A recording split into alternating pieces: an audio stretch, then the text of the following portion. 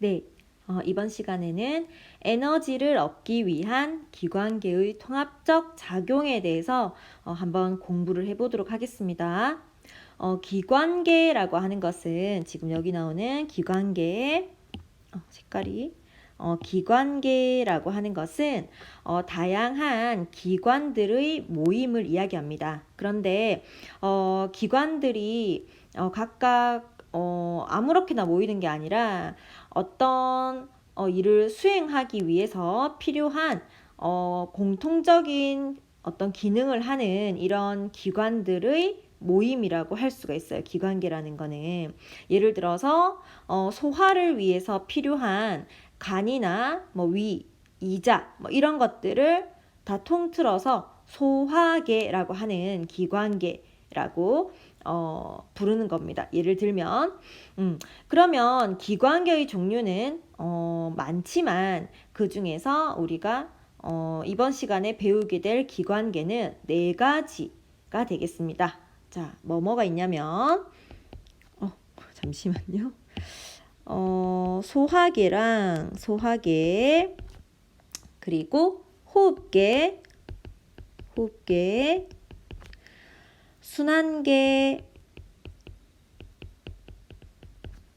배설계 이렇게 되겠습니다. 자, 왜 이 4가지만 배우느냐면 에너지를 얻기 위한 기관계의 통합적 작용이잖아요. 지금 여기서 말하는 이 에너지라는 거는 쉽게 말하면 우리 몸속에 저장되는 에너지 ATP를 이야기하는 겁니다. 자, 그러면은 ATP를 얻기 위한 과정은 일단 세포호흡이라고 얘기했었죠. 자, 그러면은 세포호흡이라는 거는 영양소를 분해하여서 그리고 그것을 분해할 때 산소를 같이 소모하면서 그러한 영양소를 물과 이산화탄소로 전환시키는 과정이었죠. 그 과정에서 ATP라고 하는 에너지가 만들어지는 거였잖아요. 그렇죠. 그러면은 지금 세포에서 세포호흡이 일어나려면 영양소가 있어야 된다고 했는데 그리고 산소가 있어야 된다고 했는데 그러한 영양소와 산소가 어디로부터 공급되느냐 그리고 그렇게 공급된 산소와 영양소를 이용해서 세포호흡을 거친 다음에 그때 발생하는 노폐물은 또 어디로 배설되게 되느냐 그 다음에 그렇게 영양소나 산소가 우리 몸속에 들어온 다음에 실제 세포호흡이 일어나는 세포들로 어떻게 이동하느냐 그 모든 과정에 관여하는 기관계의 종류가 바로 이 4가지가 된다는 겁니다. 자, 그래서 우리가 뭘 배울지 한번 방금 선생님이 언급한 내용을 염두에 두면서 오늘 수업을 들어주시기 바랍니다. 제일 먼저 나오는 게 뭐냐면 영양소의 소화와 흡수 이렇게 했잖아요. 지금 에너지를 얻기 위한 과정에 대해서 설명을 하려고 하는 거예요. 그 중에서 이 에너지라는 거는 일단 영양소가 필요하니까 그러한 영양소가 어떤 식으로 또 어디에서 소화되고 흡수되는지에 대해서 나와 있는 겁니다. 즉 지금 1번 동그라미 같은 경우는 소화계에 대해서 설명을 이제 하고자 하는 거죠. 자, 그래서 1번 영양소의 소화와 흡수 되어 있는데요. 음식물의 영양소는 소화기관을 지나는 동안 분해되어서 소장의 융털로 흡수된다. 자, 그림을 보시면은 조금 더 이해가 쉬울 텐데 지금 우리가 음식을 먹게 되면 이렇게 먹은 음식이 일단 입을 통해서 우리 몸속으로 들어가게 되고요. 이렇게 들어간 음식들은 식도를 거쳐서 위로 들어가게 됩니다. 자, 여기에 선생님이 표시를 조금 해볼까요? 자, 입에서 먹어서요. 이게 식도를 거쳐서 위에 도달을 하게 되고요. 지금 색깔이 잘 안 보이죠?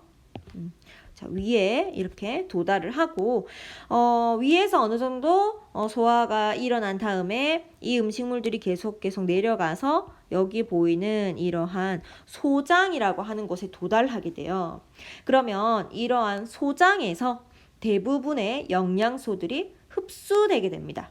자, 그러면은 여러분, 지금 이 사람은 사과를 먹고 있는데 지금 입에서 어느 정도 분해, 그러니까 치아로 부수는 작용을 통해서, 그리고 입에서 나오는 아밀레이스라고 하는 효소에 의해서 어느 정도 분해가 일어나겠지만 가장 작은 단계, 즉 가장 작은 단계라는 건 뭐냐면 지금 옆에 보이는 이 네모 칸 안에 있는 이러한 물질들로 바뀌는 게 가장 작은 물질로 바뀌는 거예요. 영양소들이. 자, 여기 칠을 해놨는데 무슨 말이냐. 지금 영양소 중에서 녹말, 단백질, 지방을 그림으로 그려놨죠. 자, 지금 이거 세 개만 그린 이유는, 영양소의 종류는 더 있지만 지금 이렇게 세 개만 그린 이유는 지금 여기 보이는 녹말, 즉 탄수화물이죠. 탄수화물과 단백질, 지방, 이 세 영양소만 에너지를 만들어낼 수 있는 영양소이기 때문에 이 세 가지만 지금 그림에 제시가 되어 있는 거예요. 자, 그래서 녹말, 단백질, 지방들이 각각 이렇게 이 형태로는 우리 몸으로 흡수가 될 수가 없고 가장 작은 입자로 전환이 되어야만 흡수가 일어나는데, 그 가장 작은 입자라는 게 녹말 같은 경우에 최종 분해 산물이 포도당이 됩니다. 그 다음에 단백질 같은 경우는 최종 분해 산물이 아미노산이고요. 지방 같은 경우는 지방산, 그리고 모노글리세리드라고 하는 물질로 분해가 되게 돼요. 자, 여기서 이렇게 이 더 작은 입자들 있죠. 이것이 지방산이고요. 이것이 지방산이고, 지금 여기 보이는 이 물질이 어떤 두 가지 물질이 결합되어 있는 거, 이것이 모노글리세리드라는 물질이에요. 모노글리세리드. 자, 어쨌건 녹말, 단백질, 지방이 이런 식으로 가장 작은 입자로 분해가 일어나야만 우리 몸속으로 흡수가 될 수가 있대요. 그런데 이러한 가장 작은 분해가 최종적으로 완료되는 곳이 대부분 소장입니다. 소장. 자, 그래서 소장에서 완전히 이제 분해가 이루어져서 흡수가 대부분 된다고 이렇게 보시면 되는데요. 자, 그러면 소장에서는 영양소들을 흡수해야 하니까 소장의 이 내부 면적이 넓을수록 소화에 도움이 되겠죠. 흡수에. 그쵸? 자, 그래서 소장의 내부를 확대를 해보면 이런 식으로 융털이라고 하는 이런 돌기가 아주 많이 발달되어 있는 구조입니다. 소장의 내부는.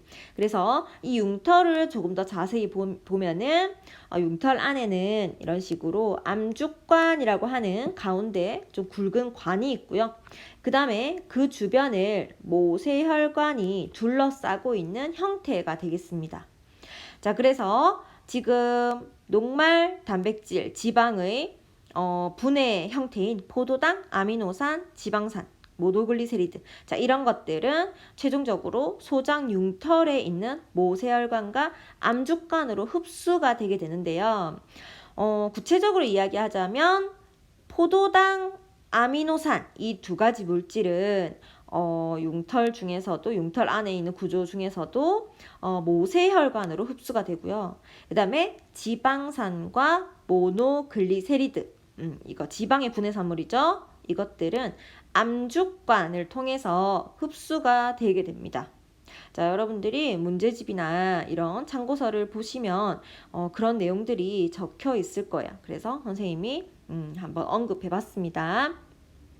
자, 그러면 이런 것들이 모두 소장을 통해서 흡수가 되게 되면 모세혈관으로 흡수된 아이들이든 혹은 암죽관으로 흡수된 아이들이든 모두 다 결국 심장으로 가게 됩니다. 자, 그래서 심장을 거쳐서 다시 온몸으로 순환하게 되는 거예요. 이러한 영양소들이. 자, 그러면은 온몸을 돌며 순환하면서 어떻게 되는지는 뒤에 다시 한번 살펴보기로 하고요. 그 다음에 나오는 여러분 교과서는 40페이지로 넘어가 주시면 되겠습니다. 자, 그러면은 우리가 에너지를 얻기 위한 세포호흡 과정에 필요한 영양소들은 이런 식으로 소화계를 통해서 흡수가 된다고 방금 배웠었고, 그러면 세포호흡을 하기 위해서 필요한 물질 중에 또 다른 물질인 산소는 어디서 흡수가 되느냐에 대해서 이제부터 배워볼 거예요. 자, 산소라는 거는 기체 상태죠. 기체. 자, 산소는 기체 상태고, 여러분들도 상식적으로 알고 있다시피, 여러분들이 숨을 쉴 때 들숨을 통해서 산소가 들어오게 됩니다. 그렇죠? 자, 그러면은 숨을 쉰다는 거는 소화계의 기능이 아니라 호흡계의 기능이죠. 호흡계. 폐라는 기관이 대표적인 이 호흡계라는 곳에서 산소는 흡수가 되게 돼요. 그래서 지금 나오는 2번 동그라미 같은 경우는 이제 호흡계의 내용에 대해서 지금 설명을 하고 있는 거예요. 자, 그러면은 지금 호흡계 그림을 잘 보시면은 지금 입이나 코를 통해서 공기가 들어오게 되고, 이 들어온 공기는 지금 색깔 한번 바꿔볼게요. 들어온 공기는 기관, 색깔이 조금 이상하네요. 다른 색깔로. 들어온 공기는 이렇게 기관을 통해서 기관지라고 뻗어 있는 조금 더 세분화된 구조물로 들어가게 되고, 이 기관지로 들어온 아이들은 여기 확대한 그림을 보시면 폐포라고 하는 이 오디, 여러분들 오디가 잘 뭔지 모르죠? 포도는 아닌데 약간 그 산딸기 비슷하게 생긴 이런 아이인데, 이렇게 생긴 폐포라고 하는 구조물 속으로 들어가게 됩니다. 자, 그래서 이 폐포가 아주 많이 모여서 폐라고 하는 기관을 형성하게 되는 거거든요. 자, 그런데 여러분들 그림을 보시면 폐포 주변에 모세혈관이 굉장히 아주 많이 이렇게 둘러싸여져 있는 형태예요. 자, 그래서 설명을 하자면 폐포 속으로 들어온 산소가 이 폐포의 주변을 둘러싸고 있는 모세혈관으로 이동되는 형태예요. 자, 왜 산소가 이동하느냐? 지금 나중에 순환계까지 배우고 나면은 조금 더 연결이 될 텐데, 지금 폐포를 둘러싸고 있는 이 모세혈관은 이 우리 온몸을 한번 돌고 온 이런 모세혈관들이에요. 그래서 우리 온몸을 도는 과정에서 산소를 많이 잃고 이산화탄소를 많이 가지고 온 이러한 모세혈관들입니다. 자, 그래서 그러면은 우리가 폐포랑 비교해 봤을 때 폐포를 통해서는 산소가 들어오잖아요. 그러면은 폐포 내부와 모세혈관을 비교해 봤을 때 폐포에서는 산소의 농도가 높을 거고, 그쵸? 모세혈관은 산소의 농도가 낮겠죠. 그렇다면 여러분들 확산이라고 하는 물질의 이동 방식을 배웠는지 모르겠는데, 농도가 높은 곳에서 낮은 곳으로 물질이 이동되는 현상이에요. 확산은. 자, 그래서 폐포랑 모세혈관이랑 비교했을 때 산소의 농도가 더 높은 폐포로부터 산소의 농도가 더 낮은 모세혈관으로 산소가 이동되게 됩니다. 반대로 모세혈관에서 농도가 더 높은 CO2가 폐포에서 농도가 더 낮기 때문에 모세혈관에서 폐포로 CO2는 확산이 되게 돼요. 그래서 이런 식으로 기체의 교환이 일어나게 됩니다. 자, 이렇게 기체 교환이 일어날 수 있는 이유는 농도 차이도 있고, 그 다음에 폐포에 아주 밀착되어서 아주 가느다란 모세혈관들이 이 폐포 주변을 둘러싸고 있기 때문에 가능한 일이죠. 어쨌건 산소는 폐로부터 흡수가 되고, 즉 호흡계로부터 산소는 흡수가 되게 되고요. 흡수된 산소는 주변을 둘러싸고 있는 모세혈관과 서로 확산을 통해서 물질의 교환을 하게 됩니다. 되겠죠? 기체 교환을 하게 되는 거예요. 지금 이거 같은 경우는 기체죠. 산소, 이산화탄소는. 그래서 기체 교환을 하고 있는 모습을 선생님이 설명을 했습니다. 자, 그래서 어쨌건 지금 우리가 영양소와 산소를 흡수하기 위해서는 일단 소화계와 호흡계의 역할이 다 있어야 된다는 걸 알 수가 있겠죠. 자, 그러면 그 다음 내용은 뭐냐면, 아까 선생님이 폐포 주변에 둘러싸고 있는 모세혈관으로 산소는 모세혈관으로 들어가고 반대로 이산화탄소는 모세혈관에서 폐포로 들어온다고 했었잖아요. 자, 그 그림이 지금 여기에 이렇게 나와 있습니다. 이렇게 이런 식으로 나와 있고, 자, 그러면 지금 폐포 주변을 둘러싸고 있던 이러한 모세혈관 같은 경우는 순환계에 속하는 기관이거든요. 순환계. 자, 무슨 말이냐면 폐포는 호흡계지만 이 폐포 주변을 둘러싸고 있는 모세혈관은 순환계예요. 즉 모세혈관이 일단 산소를 받고 이산화탄소를 내보냈으면 지금 이러한 상태의 모세혈관을 혈액이 계속 이동을 하고 있죠. 그래서 많은 산소를 가지고, 즉 적은 이산화탄소와 많은 산소를 가지고 이 혈액이 이동을 하게 됩니다. 혈관을 타고. 왜 이동을 하느냐면 이러한 산소들을 다른 우리가 실제 세포 호흡이 필요한 다양한 조직 세포들에 공급을 해주기 위해서 모세혈관, 즉 혈관을 통해서, 즉 모세혈관뿐만 아니라 혈관을 통해서 이동을 해가야 된다는 거예요. 우리가 그 세포호흡이 일어나는 조직 세포까지. 그러한 역할을 순환계에 속하는 혈관이 한다는 거예요. 되겠습니까? 자, 그래서 밑에 나와 있는 그림은 이제 위에는 폐포와 모세혈관 사이의 기체 교환의 그림을 나타낸 거고, 그 다음에 밑에 나오는 이 그림은 조직세포에서, 조직세포도 어차피 모세혈관이 둘러싸고 있거든요. 그래서 이 모세혈관이 이제 조직세포로 갔을 때는 어떠한 물질의 교환 그리고 기체의 교환이 일어나는지가 밑에 그림에 나와 있는 거예요. 자, 그래서 지금 조직세포에서는 지금 여기서는 세포호흡이 이제 활발히 일어난 후의 상태거든요. 그러면은 세포호흡이 다 일어났기 때문에 산소를 많이 소모했겠죠. 그리고 이산화탄소는 많이 생성했겠죠. 세포호흡을 했기 때문에.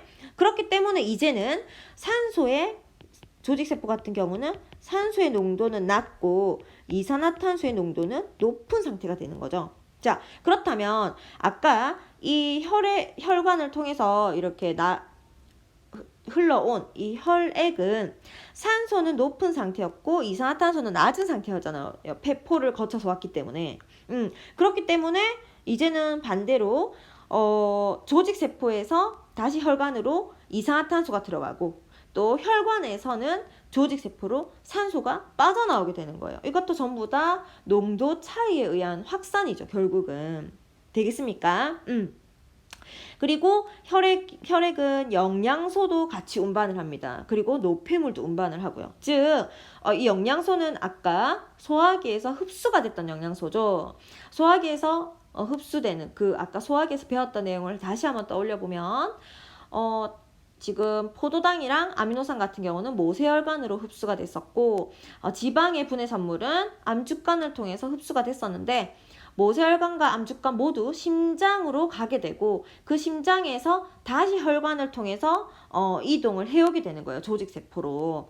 그러면은 이런 식으로 영양소가 조직세포로 이동해 와서, 또 지금 영양소 같은 경우는 그럼 혈액이 조직세포보다 더 농도가 높겠죠. 조직세포에서는 영양소를 이미 사용했을 거니까. 그래서 영양소는 조직세포로 들어가게 되는 거고, 반면에 조직세포에서는 세포호흡이 일어났기 때문에 세포호흡의 결과물을 우리가 노폐물이라고 얘기하거든요. 그래서 세포호흡의 결과 형성된 노폐물의 양은 조직세포가 여기 주변을 둘러싼 모세혈관보다 높기 때문에 노폐물은 혈관 속으로 들어가게 되는 거죠. 이해되겠습니까? 자, 이 모든 것들이 지금 영양소나 산소나 이산화탄소나 노폐물, 이런 것들이 결국 이동을 하는 데는 순환계의 작용이 필요하다는 얘기예요. 그렇죠.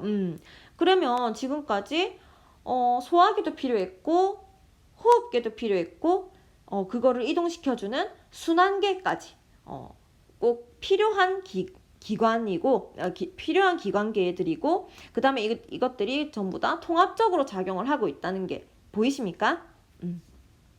자, 그러면 마지막, 그러면 선생님이 방금 노폐물 얘기를 잠시 했었는데, 이러한 노폐물, 왜 이러지? 이러한 노폐물, 이러한 노폐물은 세포호흡의 결과 형성되는 물질인데 선생님이 적어놨죠. CO2나 물이나 또 암모니아라고 하는 게 나왔는데요. 지금 암모니아가 갑자기 뜬금없이 나왔습니다. 뭐냐면 세포호흡을 하는 물질은 세포호흡을 할 수 있는 영양소는 탄단지가 있잖아요. 그 중에서 탄수화물과 지방 같은 경우는 노폐물로 CO2와 H2O만을 생성해내지만 단백질 같은 경우는 단백질을 구성하는 아미노산에 질소라는 원소가 있어요. 그러면 이 질소의 노폐물이 바로 암모니아라고 생각해 주시면 되는데 질소 노폐물인 이 암모니아는 탄단지 중에 단백질에서만 생성이 되는 노폐물입니다. 자, 그래서 어쨌건 우리가 세포호흡이라는 것은 탄단지 어떤 거든 영양소 재료가 될 수가 있기 때문에 CO2, H2O, 암모니아를 통틀어서 노폐물에 선생님이 적어 놓은 거예요. 그래서 세포호흡 결과 노폐물이 생성되고 이러한 노폐물은 우리 몸속에 만약에 축적이 되게 되면은 우리가 더 이상 생명을 유지할 수가 없어요. 그래서 이 노폐물은 결국 밖으로 빠져나가야 되는데 이렇게 노폐물을 제거해내는 기관계가 또 호흡계와 배설계 되겠습니다. 호흡계와 배설계. 자, 그러면은 어떤 방식으로 이 노폐물들이 빠져나가게 되는지 한번 볼게요. 자, 먼저 이산화탄소 같은 경우는 일단 얘들은 기체잖아요. 그래서 폐로 운반된 다음에 날숨을 통해서 밖으로 배출되게 됩니다. 이건 한마디로 이산화탄소는 호흡기를 통해서 배출되게 되는 거죠. 그리고 암모니아를 하기 전에 여기서 하나가 빠졌는데 하나 빠졌네요. 자, 물 H2O. 자, H2O 같은 경우는 일단 수증기 형태로 될 수도 있고 그 다음에 액체 상태인 물의 형태로 될 수도 있는 거죠. 그래서 지금 H2O 같은 경우는 수증기 형태로 된다면 이거는 폐로 운반되어서 날숨으로 배출이 되게 돼요. 또는 물의 형태로 콩팥에서 오줌의 형태로 배설이라고 하죠. 오줌의 형태로 배설되기도 합니다. 그래서 물은 폐에서 날숨으로 배설되기도 하고 콩팥에서 오줌으로 빠져나가기도 합니다. 그 다음에 물은 그렇고요. 그 다음에 이제 암모니아라는 게 나오는데 자, 암모니아라는 건 아까도 선생님이 설명했듯이 질소 노폐물이에요. 즉 탄단지 중에 단백질이 분해될 때만 생성되는 노폐물이 되겠습니다. 자, 그러면은 이런 암모니아는 뭐가 문제냐면 암모니아는 굉장히 독성이 강한 물질이에요. 자, 독성이 강한 물질이기 때문에 우리 몸속에 오래 잔류하고 있으면 안 되는 물질입니다. 자, 그렇기 때문에 우리의 몸은 이러한 독성이 강한 암모니아를 독성이 다소 약한 다른 질소 노폐물로 바꿔주는 기능을 가지고 있어요. 그게 어디냐면 바로 간입니다. 간. 자, 간은 암모니아를 요소로 전환시켜주는, 즉 독성이 강한 암모니아를 독성이 약한 요소, 둘 다 질소 노폐물인 건 맞는데 독성이 강하고 약하고의 차이예요. 그래서 독성이 약한 요소로 전환시켜주는 효소를 가지고 있어요. 간은. 그래서 간에서 요소로 바뀐 후에 이러한 요소는 이제 오줌을 통해서 같이 빠져나가게 되거든요. 그래서 오줌이 생성되는 곳이 콩팥이잖아요. 그래서 콩팥을 통해서 오줌으로 배설되게 됩니다. 암모니아 같은 경우는. 이해되십니까? 그러면은 이제 글로만 설명하니까 조금 우리가 눈으로 바로 받아들이기가 힘들어서 이렇게 그림으로 한번 보도록 할게요. 위에서 했던 내용을 그림으로 옮겨 놓은 거예요. 자, 그러면 지금 영양소 탄단지가 있죠. 이러한 영양소들이 세포호흡을 하게 되는데 이 세포호흡은 미토콘드리아에서 일어난다고 얘기했었죠. 미토콘드리아라고 하는 세포 소기관이 세포호흡을 하는 세포 소기관입니다. 자, 그래서 이 미토콘드리아에서 세포호흡이 일어나게 되는데 이러한 영양소들을 재료로 해서 산소를 필요로 해서 산소가 이 세포호흡을 하는데 관여하게 되고, 그러니까 산소가 필요하게 되고, 그 다음에 이러한 영양소를 이용해서 ATP를 형성해내는 물질 대사가 바로 세포호흡이었잖아요. 그래서 세포호흡 결과 ATP가 만들어지고, 그 다음에 노폐물인 이산화탄소와 물과 암모니아가 형성되게 됩니다. 자, 그러면 이 중에서 이산화탄소 같은 경우는 폐로 가서 날숨으로 빠져나간다고 얘기했었고요. 그 다음에 물은 두 가지 경로가 있는데 폐로 가서 수증기 형태로 빠져나가거나 아니면 콩팥으로 가서 오줌의 형태로, 그러니까 오줌의 대부분은 물입니다. 실질적으로. 그래서 오줌의 형태로 빠져나가거나 이렇게 두 가지 경로가 있고요. 그 다음에 암모니아 같은 경우는 간에서 요소로 전환된 다음에 오줌을 통해서 콩팥에서 빠져나가게 되는 거죠. 그러면 지금 우리가 세포호흡에 필요한 영양소는 소화기를 통해서 받아들였고, 그 다음에 세포호흡에 필요한 산소는 호흡기를 통해서 받아들였고요. 그 다음에 이렇게 받아들인 물질들의 이동은 순환기를 통해서 했었고, 그 다음에 이렇게 다 이동해온 이런 물질들로 세포호흡이 실제 일어나고 난 후에 발생한 노폐물들은 다시 호흡기나 배설계를 통해서 밖으로 빠져나가는 이러한 경로인 것 같습니다. 자, 그래서 그러면 지금 우리가 소화계, 호흡계, 순환계, 배설계라고 하는 이러한 기관계들이 에너지를 만들어내기 위해서 모두 통합적으로 작용하고 있다는 걸 알 수가 있겠죠. 그거를 지금 이 단원에서 얘기하고 싶은 거예요. 되겠죠?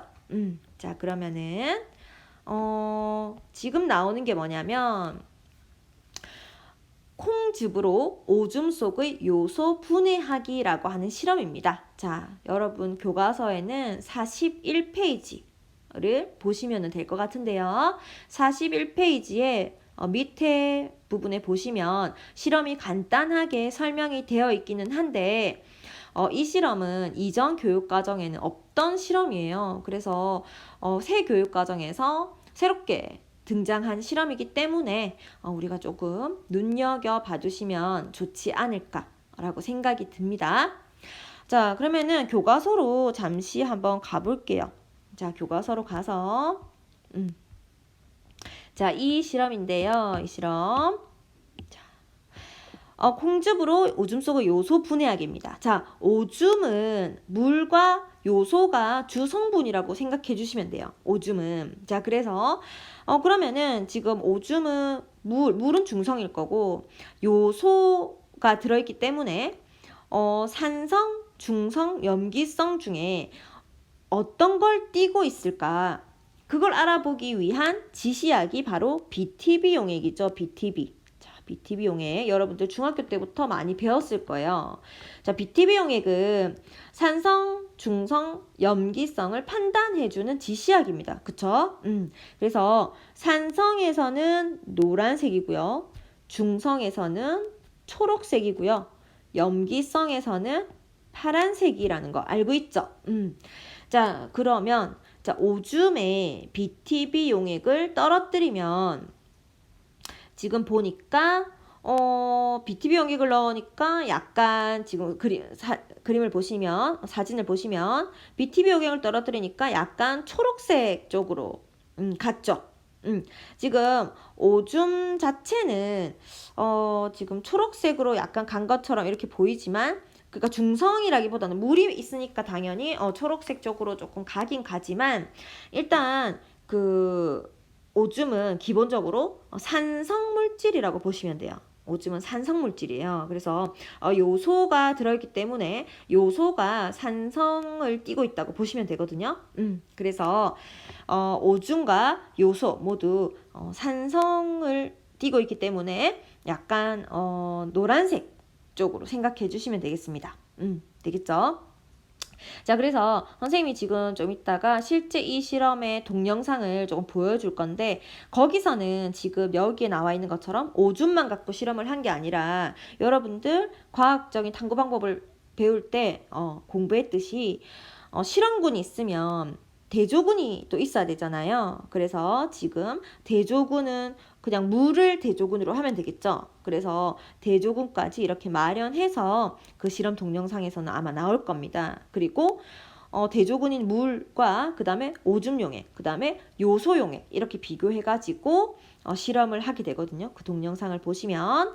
자, 그러면은 지금 그렇게 실험이 설계되어 있을 거라는 거를 선생님이 설명을 하고 싶고, 그 다음에 우리가 알아야 될 내용이 뭐냐면, 지금 콩즙으로 오줌 속의 요소 분해하기라고 얘기했죠.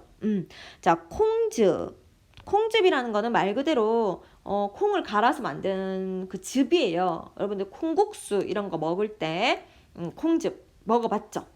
아주 고소한 콩국수는 굉장히 여름 별미잖아요. 그래서 그러한 콩즙으로 이렇게 실험을 한 겁니다. 우리가 여름이었으면 이 실험을 한번 해봐도 재미있을 뻔했는데, 일단 콩에는 지금 보면은 유레이스라고 하는 효소가 들어있답니다. 그런데 이 유레이스라는 효소는 요소를 암모니아와 이산화탄소로 분해한다. 자, 유레이스는 요소를 암모니아와 이산화탄소로 분해한다. 즉, 유레이스는 요소를 암모니아로 전환시켜주는 효소다. 이렇게 생각해 주시면 가장 간단할 것 같습니다.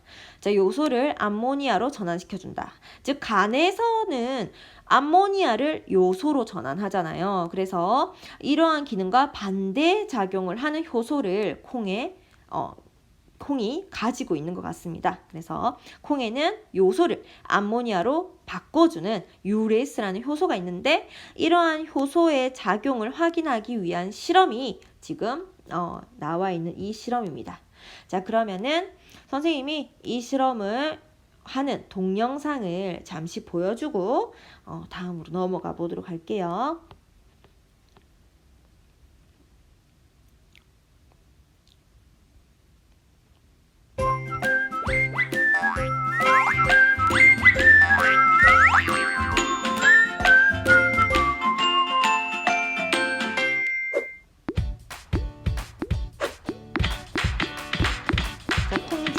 그 다음에 요소용액, 증류수, 오줌 이렇게 준비했죠.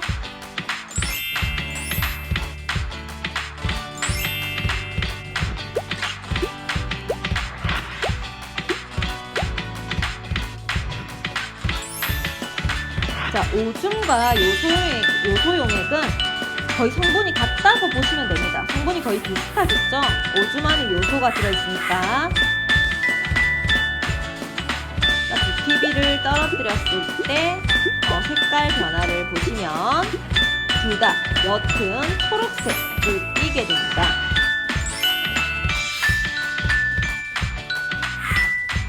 여기에 전부 콩즙을 넣게 되고요.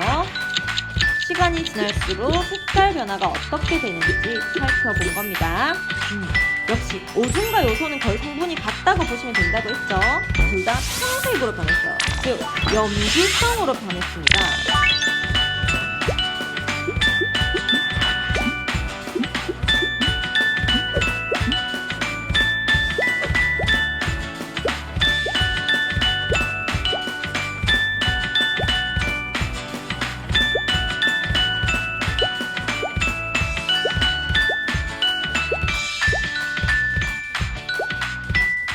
암모니아가 염기성 물질이라는 걸 알아야 이 실험이 이해가 되겠죠?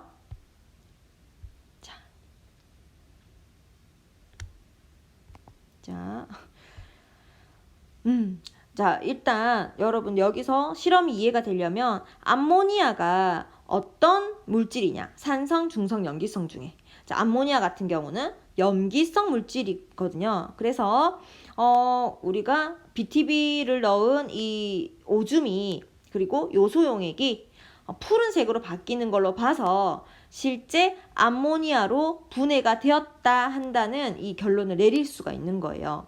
이해되겠죠? 그래서 실질적으로 오줌과 요송액을 약간 산성으로 표현하고 있는 학습지도 있고요. 지금 우리 이 비상교과서 같은 경우는 초록색, 옅은 초록색이라고 해서 거의 중성으로 보고 실험을 했네요. 이러한 결과는 정해져 있는 게 아니라 문제에서 어떤 식으로 색깔을 표시하느냐에 따라서 지금 산성이다, 중성이다 라고 생각해 주시면 되고, 그거는 두 개는 이제 어떤 문제집에는 오줌용액을 산성으로 표현할 수도 있고, 어떤 문제집에는 중성으로 표현할 수도 있겠지만, 어쨌건 이것들의 콩즙을 넣었을 때 그 결과는 암모니아로 인해서 청색으로 바뀐다 하는 결과는 아마 동일하게 나올 거예요. 어떤 문제집이든. 자, 그래서 암모니아가 염기성 물질이기 때문에 요소가 암모니아로 전환됐다 한다는 이런 결론을 내릴 수가 있는 겁니다. 이 실험 이해가 되겠습니까? 자, 그러면은 그러면 PPT로 다시 넘어가 볼게요. 자, 이거는 우리 교과서 42페이지를 보시면 물질의 이동에 대한 모의 활동하기 해가지고 여러분들이 모둠 활동을 하면서 실제 우리 신체를 관찰하고 실제 신체의 어떤 구조를 조금 체계화해서 보고자 하는 활동인데, 그리고 물질들이 어떤 식으로 이동하는지 그 이동 경로까지 보고자 하는 이런 활동인데, 우리가 모둠 활동을 하지 못하기 때문에 지금 여기서 좀 중점적으로 봐야 하는 내용들만 선생님이 한번 설명을 해보겠습니다. 지금 여기에 우리 신체를 구성하는 다양한 기관들이 나와 있는데요. 여기에 여러분들이 이런 식으로, 여기에 이런 식으로 이런 것들이 다 혈관이죠, 혈관. 맞죠? 혈관이 일단 나와 있고요. 그 다음에 지금 여기 나와 있는, 다시 여기에 있는, 그러니까 심장과 거의 접하게 이렇게 있는 이 기관이 폐 되겠습니다. 폐. 그 다음에 이거는 심장이고요. 심장.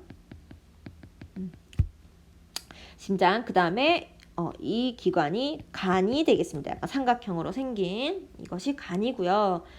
지금 이것이 소장이고요. 그 다음에 그 소장 밑에 있는 이 기관이 콩팥 되겠습니다. 콩팥. 그래서 우리 몸이 이런 기관들로, 그리고 이러한 순서의 기관들로 배열되어 있구나 하는 거를 여러분들이 좀 아시면 좋겠고, 기본적으로 우리 신체를 계속 신체에 대한 내용을 우리가 배울 거니까 이것들의 위치라든지 이런 것들은 좀 알았으면 좋겠고요. 그러면은 이 그림도 물론 잘 되어 있지만 조금 더 선생님이 모식적으로 나타낸 그림을 가지고 왔어요. 이 그림은 생명과학 수능 특강에서 선생님이 들고 왔습니다. 이 그림을. 자, 그래서 여기 보시면은 조금 더 명칭이 잘 나와 있는데, 지금 여기 있는 이런 폐동맥, 대정맥, 폐정맥, 대동맥 이런 거 있죠. 이런 것들이 전부 다 혈관입니다. 맥, 간정맥 이런 거 다 맥으로 되어 있는 것들은 다 혈관이라고 생각해 주시면 돼요. 자, 그래서 이걸 보시면 지금 일단 혈관부터 한번 볼게요. 혈관부터. 자, 그러면 지금 여기에 나와 있는 폐동맥, 대정맥 있죠. 일단 심장을 기준으로 대정맥부터 한번 시작을 해보도록 하겠습니다. 자, 심장 기준으로 대정맥이라는 거는 지금 온몸을 순환한 다음에 심장으로 들어가고 있는 혈관이에요. 대정맥은. 자, 여기 그림에 보이듯이 심장으로 들어가고 있는 혈관이 대정맥이고요. 그 다음에 이 심장으로 들어간 혈액이 다시 폐로 연결이 돼야 되는데, 이렇게 심장으로부터 폐로 가는 이러한 혈관을 폐동맥이라고 이야기합니다. 자, 여기서 이런 식으로 이어져 있는 거죠. 그렇죠? 이것이 폐동맥이에요. 자, 그리고 그 다음에 대정맥은 이랬고요. 그 다음에 폐동맥으로 이렇게 가는 거예요. 그 다음에 그러면은 폐로 가서 폐에는 아까도 우리가 봤듯이 폐포가 굉장히 많고요. 폐포 주변을 모세혈관이 둘러싸고 있죠. 그러면은 그렇게 둘러싸고 있던 모세혈관이 또 다 모여서 또 하나의 혈관을 통해서 폐 밖으로 나오게 되는데 폐로부터 이렇게 나오는 이 혈관을 폐정맥이라고 이야기를 합니다. 그 다음에 이렇게 나온 혈관이 심장으로 이렇게 들어가게 되고요. 심장으로부터 다시 이렇게 나가는 이 혈관이 폐동맥 되겠습니다. 자, 그래서 폐정맥, 폐동맥. 자, 이렇게 있는데, 자, 그러면은, 동맥, 정맥 너무 헷갈리죠? 자, 이럴 때 기준만 알면 여러분들은 절대 헷갈리지 않아요. 뭐냐면, 우리가 동맥과 정맥의 명칭을 붙여주는 건 다른 거 다 아니고요. 심장을 기준으로 했을 때, 심장으로 들어오는 혈관은 정맥이고요. 심장에서 나가는 혈관은 동맥 되겠습니다. 자, 다시 심장으로 들어오는 혈관들은 정맥이고요. 심장에서 나가는 혈관은 동맥입니다. 자, 그러면 다시 한번 볼게요.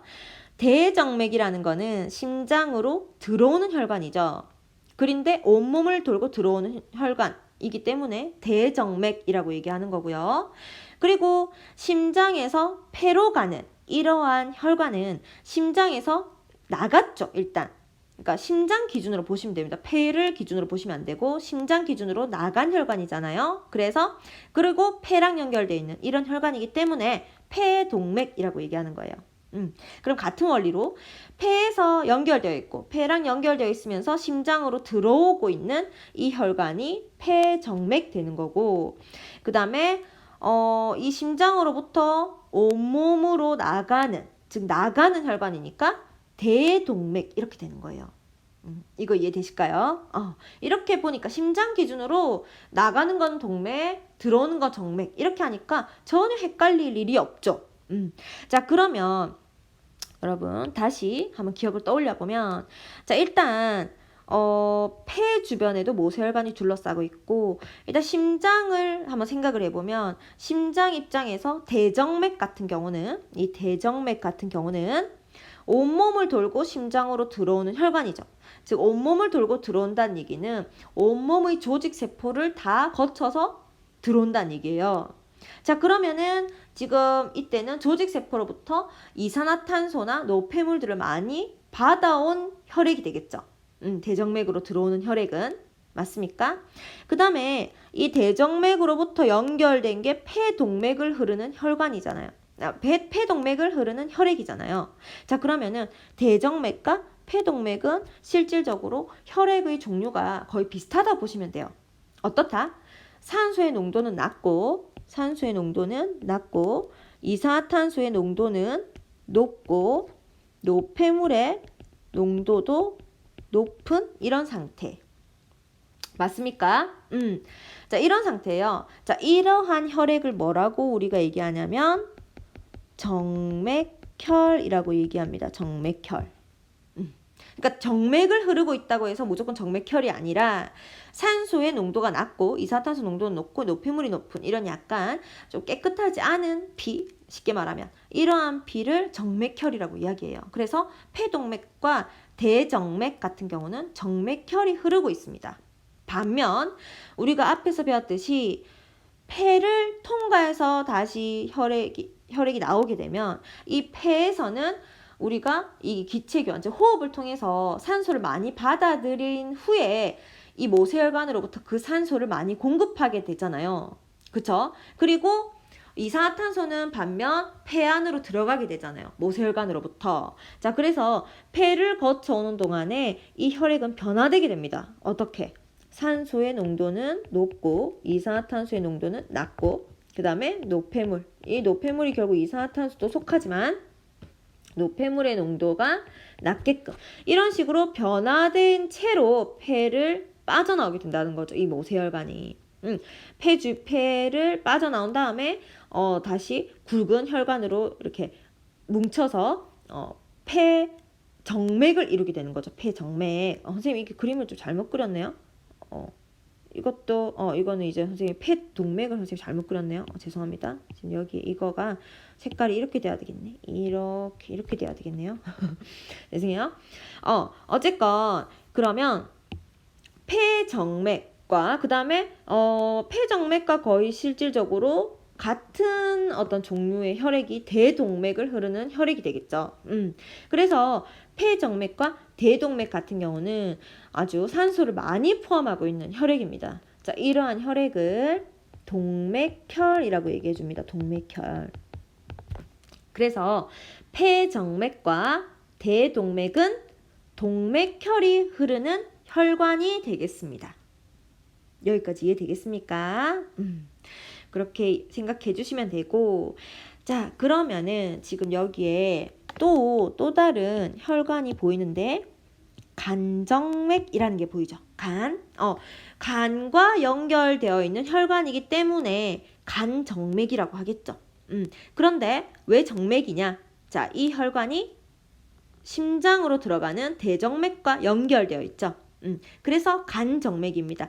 자, 그래서 간과 연결되어 있지만 모든 혈관들은 심장 기준으로 이름을 붙여줬다. 이렇게 생각해 주시면 돼요.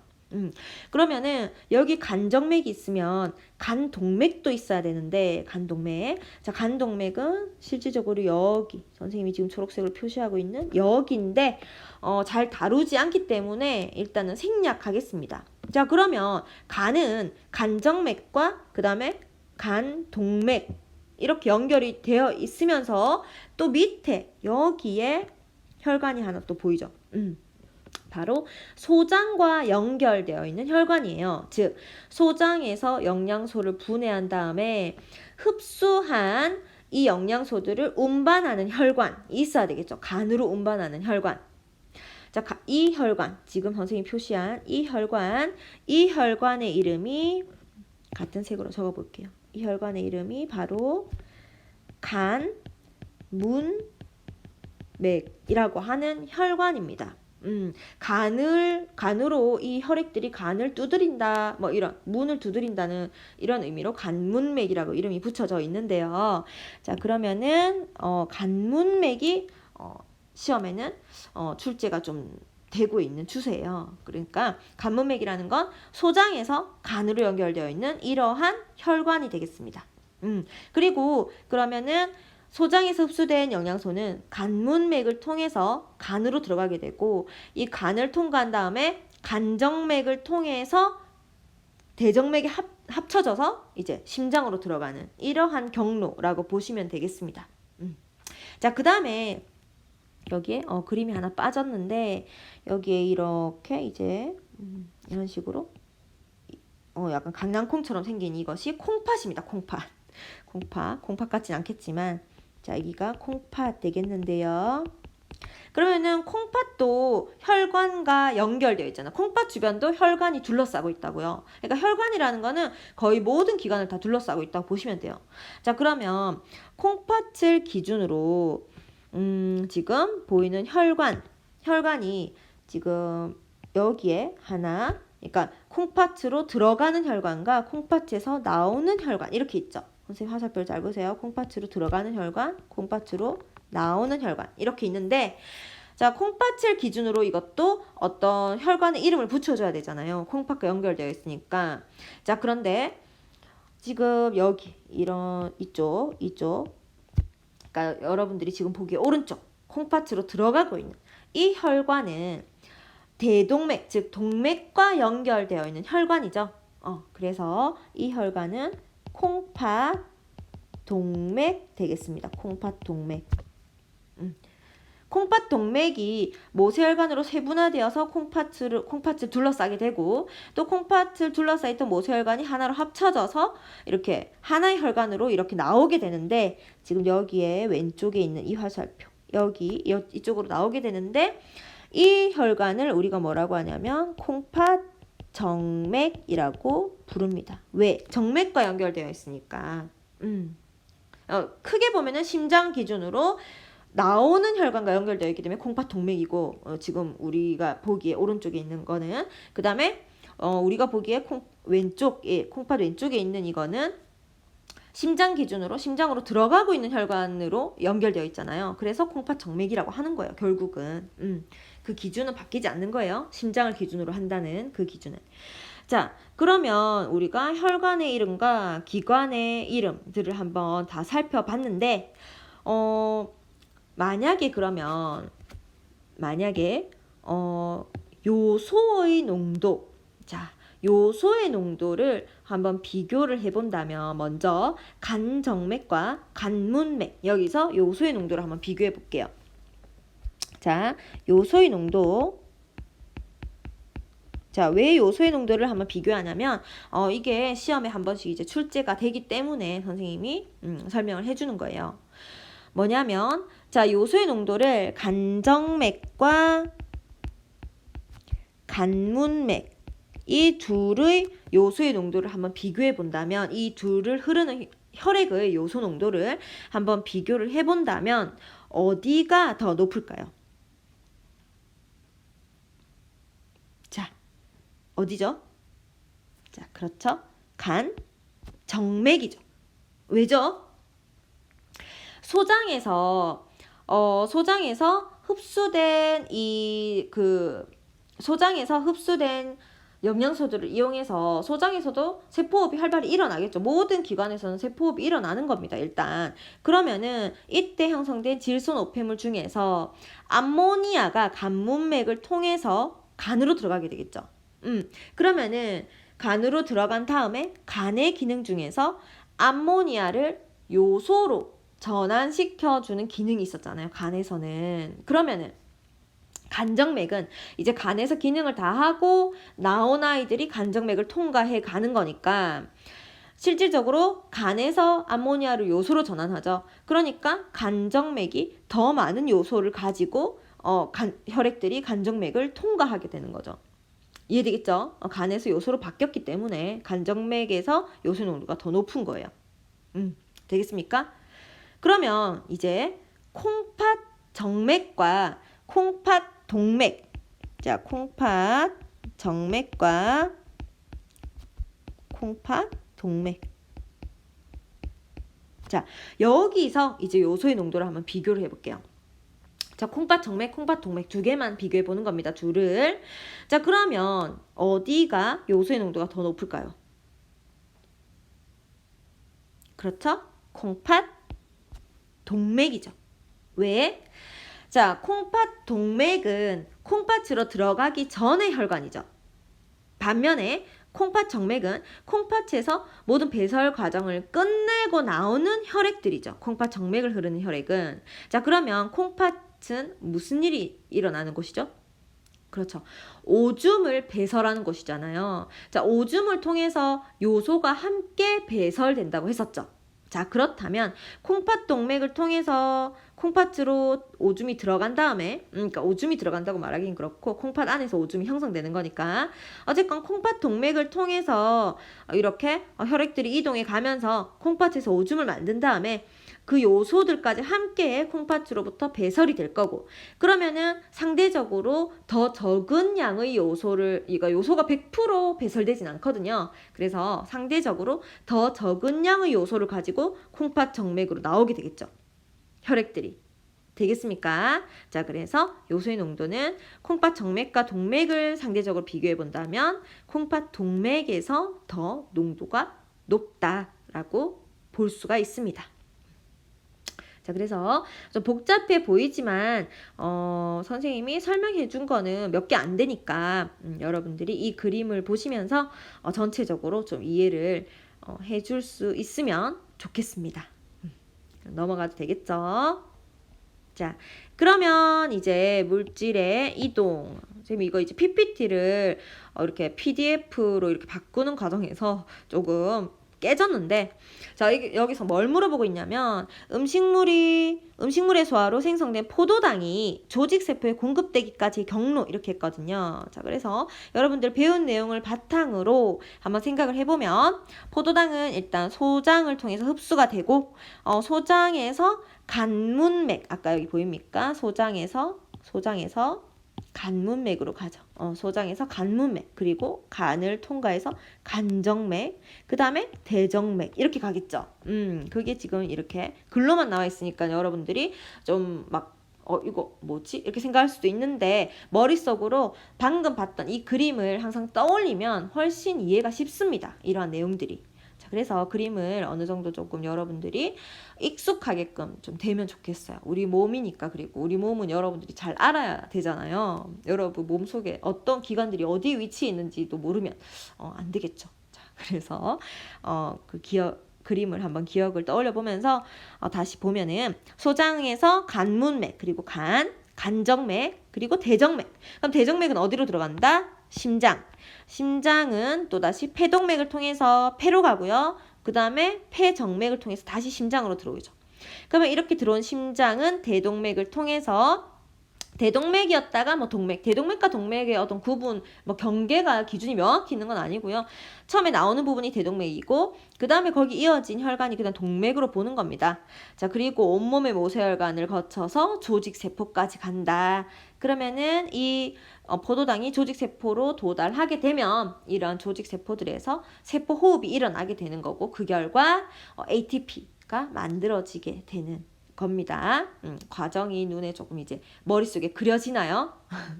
자, 그래서 이 단원에서는 계속 그 통합적으로 일어나는 에너지를 만들어내는 과정에서 기관계들이 어떻게 통합적으로 작용하는지 이런 것들을 지금 보고 있는 거니까 거기 초점을 맞춰서 공부를 해주시면 되겠습니다. 그래서 마지막으로 우리 교과서 43페이지에 있는 내용인데요. 기관계에서 어떻게 통합적으로 작용하고 있느냐 정리를 해놓은 그림이 되겠습니다. 자, 그래서 옆에 그림은 앞에서 선생님이랑 같이 봤던 그 그림을 조금 더 단순하게 모식적으로 그려놓은 거고요.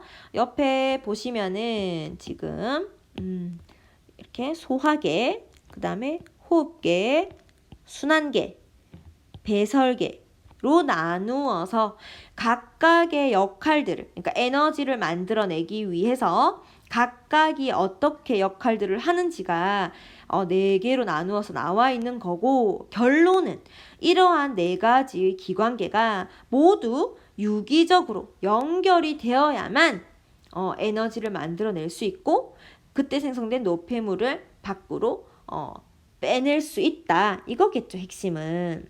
맞습니까? 그래서 여러분들 이거 글은 여러분들이 한번 읽어보시면 될 것 같고, 우리가 배운 내용들 정리해 놓은 글이다. 이렇게 생각해 주시면 될 것 같습니다. 자, 알겠죠? 한번 같이 읽어볼까요? 그냥 넘어가도 되겠죠? 어차피 읽는 거니까. 그래서 여러분들 꼭 한번 읽어보시고 이 그림도 같이 한번 봐주시기 바랍니다.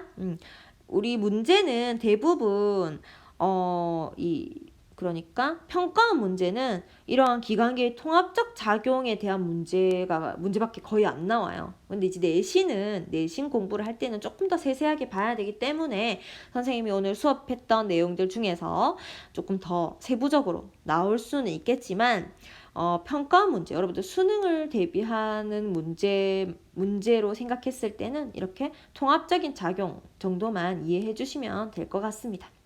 되겠죠?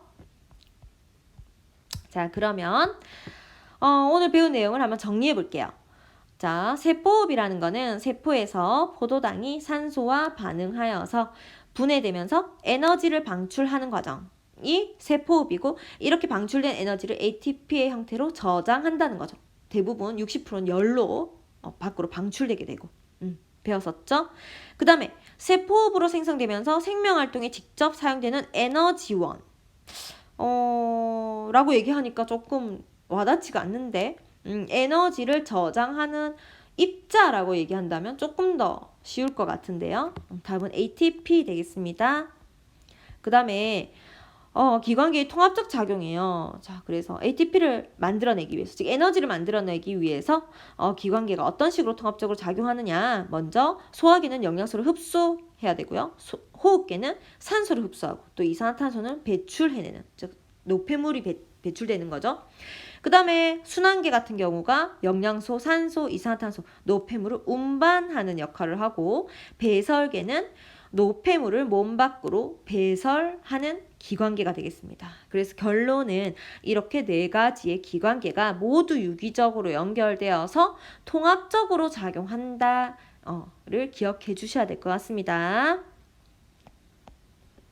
자, 그러면 확인 문제들인데 우리가 지금 2시간에 걸쳐가지고 수업을 했는데 이건 앞 시간에 했던 내용이네요. 동화작용이 일어날 때에는 에너지가 흡수되고, 그쵸? 지금 주황색이 답인데 여러분들 이해되죠? 지금 위치가 약간 이상하지만. 그 다음에 이화작용이 일어날 때는 에너지가 방출된다. 기억해 주셔야 될 것 같고요. 그 다음에 세포흡에서 방출된 에너지는 어디에 화학에너지 형태로 저장된다? ATP에. 화학에너지 형태로 저장된다는 얘기는 결합에너지 형태로 저장이 된다. 인산과 인산의 결합이 일어날 때 고에너지 결합을 한다고 했었습니다. 그 다음에 세포흡에 필요한 영양소와 산소를 조직세포로 운반하는 기관계는 이거 뭐야? 이 답이 이상한데? 뭐죠? 이 잘못됐네요. 이건 고쳐야 되겠다. 자, 운반하는 기관계는 뭐죠? 순환계 되겠습니다. 그쵸? 순환계. 그 다음에 세포에서 생성된 암모니아는 어떤 과정을 거쳐서 몸 밖으로 나가는가? 자, 암모니아는 독성이 강하기 때문에 일단 간이라고 하는 기관에서 요소로 전환되어서, 즉 간은 암모니아를 요소로 전환시키는 기관입니다. 중요하니까 꼭 기억을 해주시고, 요소로 전환되어서 주로 콩팥을 통해서 오줌으로 나간다. 자, 이렇게 정리를 해볼 수가 있겠습니다. 자, 그래서 여러분들 긴 시간 동안 우리가 공부를 했는데 어떠셨는지 모르겠어요. 일단 교과서를 참고해서 선생님이 해주는 PPT 내용이 어차피 교과서 내용을 다 들고 온 거기 때문에 여러분들은 수업 후에 교과서를 꼭 한번 정독해 주시고, 또 교과서를 하나하나 좀 세세하게 한번 더 읽어보면서 머릿속에 이 그림들이라든지 안의 내용, 그 다음에 뭐 교과서에 나오는 문제라든지 이런 것들을 좀 활용을 잘 해줬으면 좋겠습니다. 알겠죠? 고생 많았습니다. 자, 그래서 다음 시간에는 여러분들을 직접 만나서 물질 대사와 건강이라는 주제로 수업을 해보도록 하겠습니다. 수고했습니다.